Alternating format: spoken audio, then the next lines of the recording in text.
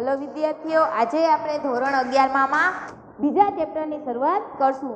આપણે આગલા એકમમાં આપણે જોયું હતું કે એકમમાં આપણે ધાર્મિક, સાંસ્કૃતિક અને આદિવાસીની વસ્તી વૈવિધ્ય જાળવણી અને ભારતીયમાં વિવિધતા સમજી અને એકતા વિશે માહિતી મેળવી। ભારતીયમાં કેવી વિવિધતા છે અને એકતા વિશે આપણે આગળના લેક્ચરમાં સમજૂતી મેળવી હતી કે સંસ્કૃતિ છે તો સંસ્કૃતિ એટલે તો કે આપણે માહિતી મેળવી જીવન જીવવાની જે રીત છે, રીતિ રિવાજ છે એને આપણે સંસ્કૃતિ કહેશું। તો આજે આપણે સંસ્કૃતિ નહીં પણ ભારતની સંસ્કૃતિ વિશે માહિતી મેળવી, ભારતની સંસ્કૃતિ કેવી છે એના વિશે આપણે માહિતી મેળવવાની છે। તો જુઓ આપણે કે આજનો આપણો વિષયાંક છે ભારતીય સંસ્કૃતિ અને સમુદાય। તો કે ભારતીય સંસ્કૃતિ અને સમુદાય આ ચેપ્ટરના મુખ્ય બે મુદ્દા બને છે કે ભારતીય સંસ્કૃતિ અને સમુદાય વિશે માહિતી મેળવશું। પહેલાં તો આપણે ભારતીય સંસ્કૃતિ વિશે માહિતી મેળવીશું, ભારતીય સંસ્કૃતિનો અર્થ, તેના લક્ષણો વિશે માહિતી મેળવશું કે ભારતીય સંસ્કૃતિ એટલે શું। તો કે તમને બધા ઉદાહરણ આપીએ, તમને બધાને ખબર હોય વડીલો છે, આપણે જેટલા પણ વડીલો છે એને આપણે પગે લાગીએ છીએ તો કે જે વડીલોને આપણે પગે લાગીએ છીએ કેના કારણે, તો કે આપણી ભારતીય સંસ્કૃતિના કારણે આપણે જે વડીલો છે એને પગે લાગીએ છીએ કે બધા વડીલોને આપણે માન આપીએ છીએ અને આપણા ઘરે કોઈ મહેમાન આવે તો આપણે કેવું સ્વભાવ હોય છે કે અતિથિ દેવો ભવ, કે જે મહેમાન આવ્યા છે એને ભગવાનનો રૂપ આપીએ છે કેના કારણે, તો કે આપણા વડીલોની સંસ્કૃતિને કારણે આપીએ એને માન આપીએ છીએ।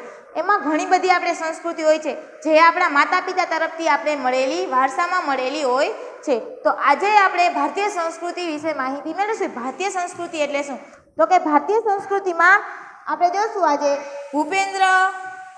ભૂપેન્દ્ર બ્રહ્મભટ્ટ ના મતે કે ભારતીય સંસ્કૃતિ એટલે શું, તો કે બ્રહ્મભટ્ટના મતે ભારતીય સંસ્કૃતિ એટલે જોવું જોઈએ, ભારતીય સંસ્કૃતિ એટલે એમાં જો માનવતા, સહિષ્ણુતા, વિશાળતા, એકતા, બિનસાંપ્રદાયિકતા અને સાતત્યના લક્ષણો ધરાવતી સંસ્કૃતિને આપણે શું કહેશું, તો કે ભારતીય સંસ્કૃતિ। વ્યાખ્યાન કેવી રીતે તૈયાર કરીએ, ભારતીય સંસ્કૃતિના કયા લક્ષણો છે, તો કે 6, સાતત્યતા, પછી બિનસાંપ્રદાયિકતા, એકતા, વિશાળતા અને સહિષ્ણુતા અને માનવતા, એ કેમાં સમાવેશ થાય લક્ષણોમાં, તો ભારતીય સંસ્કૃતિમાં।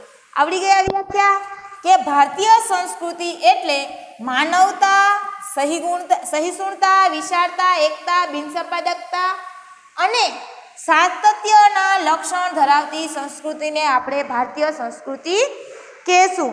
કે ભારતીય સંસ્કૃતિ એટલે નિરંતર જ્ઞાનને શોધમાં સતત આગળ વધતી ગઈ છે। જે ભારતીય સંસ્કૃતિ છે એ નિરંતર જ્ઞાનને શોધતી આગળ ને આગળ સતત વધ્યા કરે છે। તો આજે આપણે એના લક્ષણો વિશે માહિતી મેળવીશું। વ્યાખ્યા તમને ખબર પડી ગઈ કે ભારતીય સંસ્કૃતિ એટલે માનવતા, સહિષ્ણુતા, વિશાળતા, એકતા, બિનસાંપ્રદાયિકતા અને સાતત્યતાના લક્ષણો ધરાવતી સંસ્કૃતિને આપણે ભારતીય સંસ્કૃતિ કહેશું। તો ભારતીય સંસ્કૃતિના આજે આપણે લક્ષણો જોશું કે ભારતીય સંસ્કૃતિના કેટલા લક્ષણ છે, તો કે ભારતીય સંસ્કૃતિ છે એના તો પહેલા 6 લક્ષણ છે। 6 લક્ષણ વિશે આપણે માહિતી મેળવશું। તો કે પહેલું છે સાતત્ય અને પરિવર્તન। પહેલું લક્ષણ છે સાતત્ય અને પરિવર્તન। બીજા નંબરનું જોશું તો બિનસાંપ્રદાયિકતા દ્રષ્ટિકોણ અને ત્રીજા નંબર જોશું તો વૈશ્વિક દ્રષ્ટિકોણ। પાંચમા નંબરમાં ભૌતિકવાદી અને આધ્યાત્મિકવાદી સંસ્કૃતિ અને છઠ્ઠા નંબરમાં વ્યક્તિને મહત્વ આપતી સંસ્કૃતિ। આ 6 મુદ્દા છે। 6 મુદ્દા છે તમે બુકમાં લખી અને એકદમ પાકા કરી લેજો। હવે એની આગળ આપણે એની ડિટેલ જોશું। 6 મુદ્દા વિશે વધારે માહિતી મેળવીએ તો કે સાતત્ય અને પરિવર્તન એટલે શું, તો કે સાતત્ય અને પરિવર્તન એટલે શું, તો વિશ્વમાં ઘણી સંસ્કૃતિઓ હતી કે આપણું આખું વિશ્વ છે, આપણો દેશ નહીં પણ આખા વિશ્વમાં ઘણી બધી સંસ્કૃતિ હતી। એક સંસ્કૃતિ નથી, કેટલી, તો કે ઘણી બધી સંસ્કૃતિઓ હતી। તે ઉદ્ભવી અને નાશ પામી। કેવી કે સંસ્કૃતિ વિશ્વમાં ઘણી બધી હતી, તે બધી સંસ્કૃતિ છે ઉદ્ભવી અને નાશ પામી, પરંતુ આ બધી સંસ્કૃતિઓ છે, બીજી બધી વિશ્વમાં ઘણી બધી સંસ્કૃતિ ઉદ્ભવી અને નાશ પામી, પરંતુ ભારતીય સંસ્કૃતિ એ લાંબા સમય સુધી ટકી રહી। કે ઘણી બધી સંસ્કૃતિ છે વિશ્વની, એ બધી ઉદ્ભવી ઘણી બધી સંસ્કૃતિ પણ ત્યાં નાશ પામી ગઈ, લાંબા સમય સુધી કોઈ ટકી નહીં। જ્યારે આપણી ભારતીય સંસ્કૃતિ છે એ ક્યાં ટકી? તો કે ભારતીય સંસ્કૃતિ છે એ લાંબા સમય સુધી ટકી રહી. ભારતીય સંસ્કૃતિ લાંબા સમય સુધી ટકી રહી. કેટલાક એમાં આંદોલનો થયા. ભારતીય સંસ્કૃતિ ટકી રહી એના ઘણા બધા આંદોલનો થયા. કયા કયા આંદોલનો થયા? તો કે નવજાગરણ આંદોલન, જૈન, બુદ્ધ. આમ છતાં પણ આ બધા આંદોલનો થવા છતાં પણ ભારતીય સંસ્કૃતિ છે એ લાંબા સમય સુધી જળવાઈ રહી. કેવી રહી? કે આવા ઘણા બધા આંદોલનો થયા એના હોવા છતાં, આવા આંદોલનો હોવા છતાં પણ ભારતીય સંસ્કૃતિ છે એ લાંબા સમય સુધી જળવાઈ રહી અને તેનું સાતત્ય જળવાઈ રહ્યું. કે સંસ્કૃતિ છે એનું સાતત્ય કેવું રહ્યું? તો કે જળવાતું રહ્યું. અને ઘણા બધા પરિવર્તનો આવ્યા. આ બધા આંદોલનો આવ્યા એના લીધે ઘણા બધા સંસ્કૃતિમાં તો કે પરિવર્તનો આવ્યા. પરિવર્તનો હોવા છતાં તે ભારતીય સંસ્કૃતિ છે કેવી છે? તો કે સતત ને સતત ચાલતી રહી. ભારતીય સંસ્કૃતિ છે એ સતત ચાલતી રહી. ઘણા બધા આંદોલનો આવ્યા પછી તો કે એના લીધે તો પણ ભારતીય સંસ્કૃતિ છે એ ક્યાંય વચ્ચે ઊભી ના રહી. એ શું કહે છે કે એમાં ક્યાંય પૂરું ના થયું, કે ઉદ્ભવી નાશ નથી પામતી, સતત ને સતત ચાલ્યા રહી. કોણ? તો કે ભારતીય સંસ્કૃતિ છે સતત ને સતત એનો ચાલુ રહી, પણ તે નાશ પામી નહીં. બીજા બધા વિશ્વમાં ઘણી બધી સંસ્કૃતિ હતી એ વિશ્વમાં આવી, ઉદ્ભવી અને નાશ પામી ગઈ. જ્યારે ભારતીય સંસ્કૃતિ છે એ નાશ પામી નહીં, સતત ચાલતી રહી, ઉદ્ભવતી રહી. હવે ભારતીય સંસ્કૃતિ વિશે તમને સમજાઈ ગયું કે સાતત્ય. આ છે પહેલો મુદ્દો ભારતીય સંસ્કૃતિ લક્ષણમાં, સાતત્ય અને પરિવર્તન. ખાલી તમારે એટલું લખવાનું કે ભારત વિશ્વમાં ઘણી બધી સંસ્કૃતિઓ આવી, ઉદ્ભવી અને નાશ પામી. જ્યારે ભારતીય સંસ્કૃતિ છે પરંતુ ભારતીય સંસ્કૃતિ એ લાંબા સમય સુધી ટકી રહી. કેટલાક આંદોલનો આવ્યા એમાં, તો આંદોલન નામ લખા: નવજાગરણ, બૌદ્ધ, જૈન. આમ છતાં પણ ભારતીય સંસ્કૃતિ લાંબા સમય સુધી જળવાઈ રહી અને તેનું સાતત્ય જળવાઈ રહ્યું. તેથી તે સાતત્ય અને પરિવર્તન એક એનું લક્ષણ છે, કે સાતત્ય અને પરિવર્તન એક ભારતીય સંસ્કૃતિનું લક્ષણ ગણી શકાય. પછી બીજા નંબરનું વિવિધતા અને એકતા. વિવિધતા અને એકતામાં આપણે જોયું કે ભારતીય સંસ્કૃતિ છે એ કેવી છે? તો ભારતીય સંસ્કૃતિ ઘણી બધી વિવિધતા જોવા મળે છે ને. ભારતીય સંસ્કૃતિમાં કેટલી બધી વિવિધતા જોવા મળે? ધર્મ, જાતિ, નાતિ, ભાતિ, કોમ, વાત, જત બધામાં વિવિધતા જોવા મળે છે. કોઈમાં એકતા. એ આટલી બધી વિવિધતા હોવા છતાં પણ ભારતીય સંસ્કૃતિ છે એ શું છે? તો કે ભારતીય સંસ્કૃતિમાં ઘણી બધી વિવિધતા જોવા મળે છે. કઈ બાબત ઘણી બધી વિવિધતા જોવા મળે છે? તો કે કઈ બાબતમાં ભારતીય સંસ્કૃતિ વિવિધતા જોવા મળે છે? તો કે જાતિમાં વિવિધતા જોવા મળે. કોઈ એક જાતિ ના હોય તો કે ન હોય. કોઈ હિન્દુ, કોઈ મુસ્લિમ, કોઈ જૈન, કોઈ શીખ, બધા ભારતમાં વસે છે ને, તો કે જાતિમાં વિવિધતા જોવા મળે છે. પછી જ્ઞાતિમાં વિવિધતા જોવા મળે, જાતિમાં વિવિધતા જોવા મળે. ધર્મ બધાયના અલગ અલગ હોય છે. બધાયનો એક ધર્મ નથી હોતો, બધાયના ધર્મ અલગ અલગ હોય છે. કોઈ અલ્લાહને માને, કોઈ ઈશ્વરને માને, કોઈ ખ્રિસ્તીને માને. એવી રીતના ધર્મ બધાના અલગ અલગ હોવા છતાં પણ ધર્મ અલગ છે. પછી બધાની ભાષા, કોમ, લિંગ, પ્રદેશ આવી બધી, અને સંગીત, કલા, સાહિત્ય, ચિત્ર, આ બધામાં ભારતીય સંસ્કૃતિમાં વિવિધતા જોવા મળે છે. આમ છતાં પણ ભારતીય સંસ્કૃતિમાં વિવિધતામાં એકતાના દર્શન થાય છે. તો કે ધર્મ છે, જાતિ છે, લિંગ છે, ભાષા છે, એ બધામાં વિવિધતા જોવા મળે છે. પણ કલા છે, ચિત્ર છે, સંગીત છે, એમાં પણ વિવિધતા જોવા મળે છે. આવી બધી વિવિધતા હોવા છતાં પણ ભારતીય સંસ્કૃતિ છે એ શું બતાવે છે? તો કે ભારતીય સંસ્કૃતિ વિવિધતામાં એકતાના દર્શન આપણે થાય છે. ભારતની સંસ્કૃતિમાં આપણે વિવિધતા હોવા છતાં પણ બધા સંપીને હળીમળીને રહે છે અને તેમાં આપણે એકતાના દર્શન થાય છે. તો કે વિવિધતા અને એકતા એ પણ ભારતીય સંસ્કૃતિનું એક લક્ષણ છે. એના પછીનું આપણે જોશું કે બિનસંપાદકતા. બિનસંપાદકતા એટલે બિનસંપાદકતાની દૃષ્ટિકોણ. તો જોઈએ તો કે ભારતીય સંસ્કૃતિ એ કેવી છે? તો કે ભારતીય સંસ્કૃતિ બિનસંપાદક દૃષ્ટિકોણ ધરાવે છે. ભારતીય સંસ્કૃતિ છે બિનસંપાદક દૃષ્ટિકોણ ધરાવે છે. તો કે ભારતમાં એટલે શું? તો કે ભારતમાં કોઈ પણ સંપાદકના રૂઢિચુસ્ત રીતે નહીં, પણ ભારતમાં વસતો કોઈ પણ વ્યક્તિ ધર્મ પાળી શકે. કે બિનસંપાદકતા એટલે શું? તો કે ભારત છે એમાં વસતો કોઈ પણ વ્યક્તિ છે જે એ કોઈ પણ ધર્મ પાળી શકે. એવું નથી કે એક જ ધર્મ પાળી શકે. એ એની જે ધર્મનો હોય તે ધર્મ પાળી શકે. આપણે એવું છે કે એ ધર્મ પાળી શકાય? તો કે ના, બધા ધર્મ છે, બધામાં અલગ અલગ રજાઓ મળે છે, સરકારી મળે છે ને, તો કે બધા ધર્મ પાળી શકે. બધા લોકો છે એ એકતા જોવા મળે છે. બધા ધર્મ, હિન્દુ ધર્મ હોય ત્યારે રજા હોય છે, ક્રિશ્ચિયન ધર્મ હોય ત્યારે રજા હોય છે, મુસ્લિમ ધર્મ હોય ત્યારે રજા હોય છે.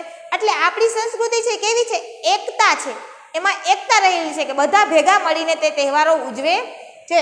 તો કે ભારતમાં કોઈ પણ સંપાદક રૂઢિચુસ્ત રીતે નહીં, પણ ભારતમાં કે એની રૂઢિચુસ્ત એટલે કે તે જે ધર્મનો છે, અહીંયા જે ધર્મ ચાલે છે એવું જ નહીં, પણ તે ગમે ધર્મ પાડી શકે. વસ્તુ કોઈ પણ વ્યક્તિ ધર્મ પાડી શકે. બંધારણની કલમ, કઈ કલમમાં આપણે આગળ ભણી ગયા? 25(1) મુજબ. આપણે આગળના લેક્ચરમાં જોયું કે બંધારણની કલમ 25(1) મુજબ ભારતીય સંસ્કૃતિ લઘુમતી અધિકારનું રક્ષણ કરે છે. લઘુમતી એટલે કે હિન્દુ સિવાયના બધા ધર્મો, કે હિન્દુ ધર્મ છે એના સિવાયના બધા ધર્મો છે, લઘુમતી એટલે બધા ધર્મનું તે રક્ષણ કરે છે. કોણ કરે છે? તો કે ભારતીય સંસ્કૃતિ. અને ક્યાં? એમાં બંધારણના 25 કલમ મુજબ એમાં આવ્યું છે કે ગમે ધર્મ વ્યક્તિ પાળી શકે, બધાય ધર્મનું સંસ્કૃતિ છે એ રક્ષણ કરે છે. હવે બિન સંપાદકતા દ્રષ્ટિકોણ છે એ પણ એક લક્ષણ છે. કોનું? તો કે ભારતીય સંસ્કૃતિનું એક લક્ષણ જોવા મળે છે. પછી આપણે જશું તો કે વૈશ્વિક દ્રષ્ટિકોણ. વૈશ્વિક દ્રષ્ટિકોણ એટલે તો વિશ્વ, સમગ્ર વિશ્વમાં, કે સમગ્ર વિશ્વ એટલે ખાલી એક દેશ નહીં, સમગ્ર આખા વિશ્વમાં એક આગવી પ્રતિભા ધરાવે છે. કોણ ધરાવે છે? તો કે ભારતીય સંસ્કૃતિ છે એ સમગ્ર વિશ્વમાં એક આગવી પ્રતિભા ધરાવે છે. સમગ્ર વિશ્વમાં એક આગવી પ્રતિભા. દરેક લોકો છે શું કહે છે? કે આગવી પ્રતિભા, દરેક સાથે હળી મળીને રહેવાનું કહે છે. કે વૈશ્વિક દ્રષ્ટિકોણ, આપણી સંસ્કૃતિ છે એ શું કહે છે? વૈશ્વિક દ્રષ્ટિકોણ એટલે કે જેટલા લોકો છે એ બધા હળી મળી અને સાથે રહે, દરેકને સાથે હળી મળીને રહેવાનું કહે છે. જે આપણી સંસ્કૃતિ છે એ બધાને હળી મળી અને રહેવાનું કહે છે. એના લીધે શું જન્મે છે આપણામાં? તો કે કઈ ભાવના જન્મે છે?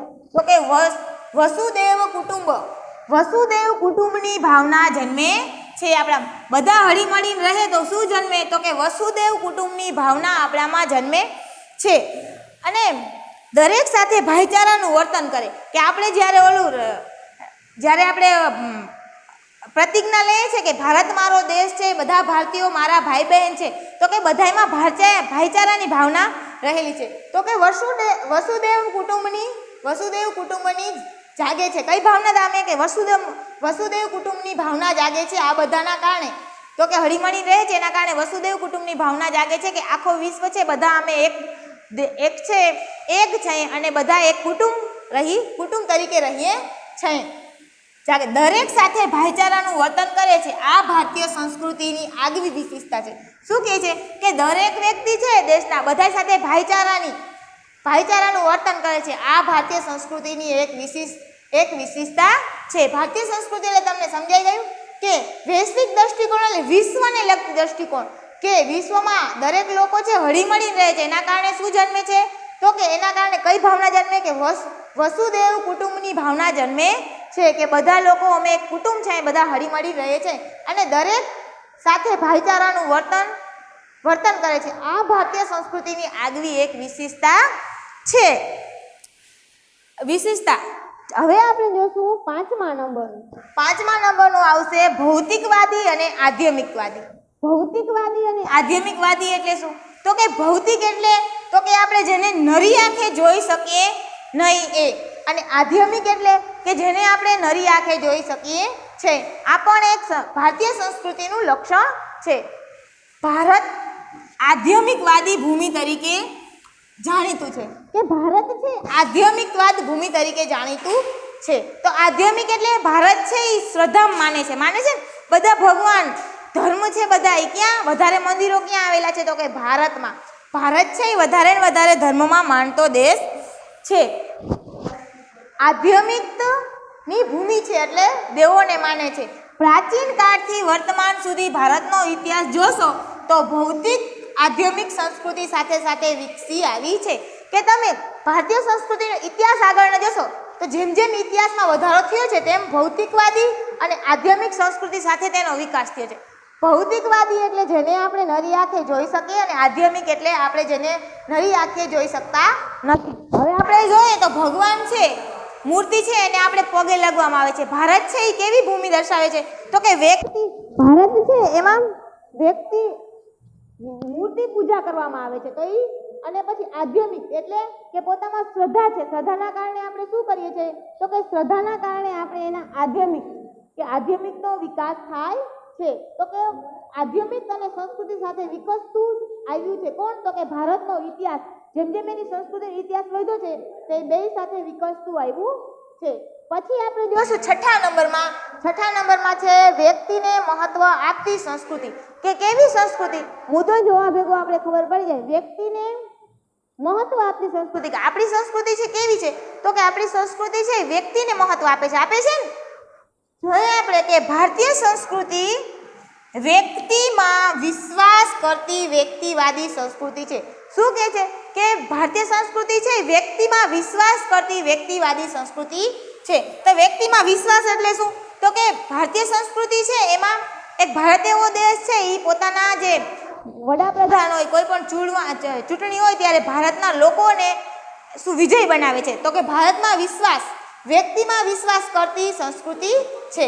ભારતના વિવિધ ધર્મો વ્યક્તિનું મહત્વ સ્વીકાર્યું છે. કે ભારત છે એમાં વિવિધ ધર્મ વ્યક્તિનું મહત્વ સ્વીકારવામાં આવ્યું છે. તે ધર્મ છે એમાં ઘણા બધા, તો કે વ્યક્તિઓમાં મહત્વ સ્વીકારવામાં આવ્યું છે. રાજ્ય અને સમાજનો ઉદ્દેશ વ્યક્તિના ભલાઈ અને તે રીતે રાજ્યના સમાજમાં ભૂમિકા ભજવી છે. કે રાજ્યનો ઉદ્દેશ શું છે? રાજ્ય અને સમાજનો ઉદ્દેશ શું છે? કે વ્યક્તિની ભલાઈ. ગમે કાર્ય કરે એમાં વ્યક્તિની ભલાઈ હોવી જોઈએ. સમાજની ભૂમિકા દર્શાવે છે. ભારતીય સંસ્કૃતિમાં જ્યારે કોઈને નીચું ગણવામાં નથી આવતું, બધા છે એને સમાન ગણવામાં આવે છે.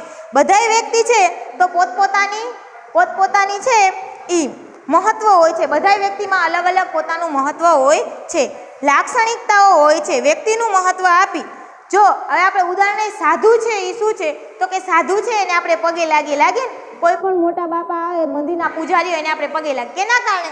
તો કે આપણે વ્યક્તિને મહત્વ આપીએ છીએ ને વ્યક્તિને મહત્વ, કે એ આપણે આશીર્વાદ આપશે એના કારણે આપણે વ્યક્તિને મહત્વ આપીએ છીએ. તો કે ભારતમાં વ્યક્તિ મહત્વ આપતી સંસ્કૃતિ છે. કોણ? તો કે ભારતની સંસ્કૃતિ. સમજાઈ ગયું તમને કે ભારતીય સંસ્કૃતિ વ્યક્તિત્વમાં વિશ્વાસ અને વ્યક્તિવાદી સંસ્કૃતિ છે. ભારતમાં વિવિધ ધર્મમાં વ્યક્તિનું મહત્વ સ્વીકાર્યું છે. કે વિવિધ ધર્મ છે એમાં વ્યક્તિનું મહત્વ કોમાં સ્વીકાર્યું છે? તો કે સંસ્કૃતિમાં.